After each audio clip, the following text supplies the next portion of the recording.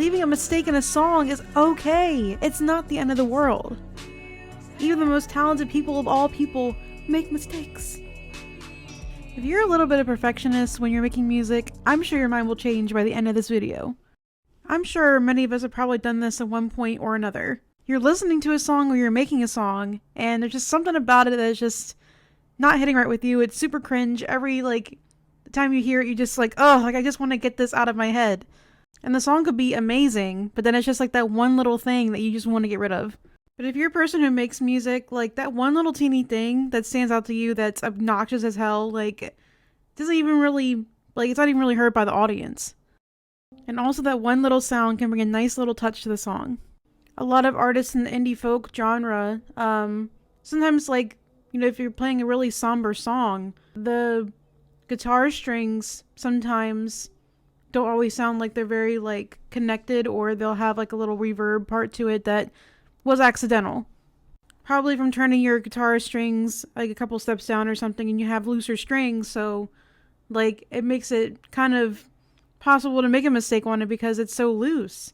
It sounds really nice, especially when there's a lot of reverb, and you would think it's a part of the song, but it's actually probably really not. And as someone who also makes music from home, I've definitely made my fair share of mistakes in my songs.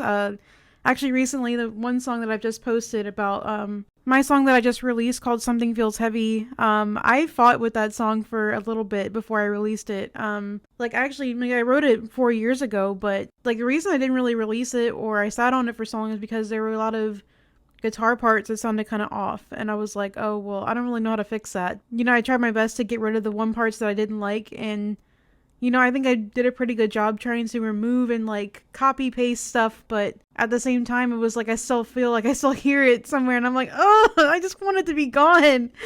And then in my songs, May It Be and Evergreen, I definitely made my fair share of mistakes on that one too. And the guitar, I messed up towards the end, with the notes and stuff. I played the wrong note, but then I was like, oh, well, this actually sounds kind of good. I think I'm gonna keep it.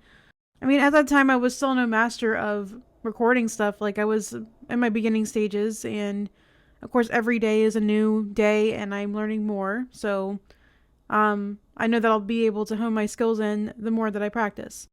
But sometimes people like hearing those little errors because it just reminds you that you're human, that the person who made it isn't a robot, and that they put their efforts into it and stuff, and it makes it authentic. So I feel if you, don't want to post your song, or you don't want to you feel afraid to share it and stuff like that because there's too many mistakes, there's too many problems, don't be afraid to share it.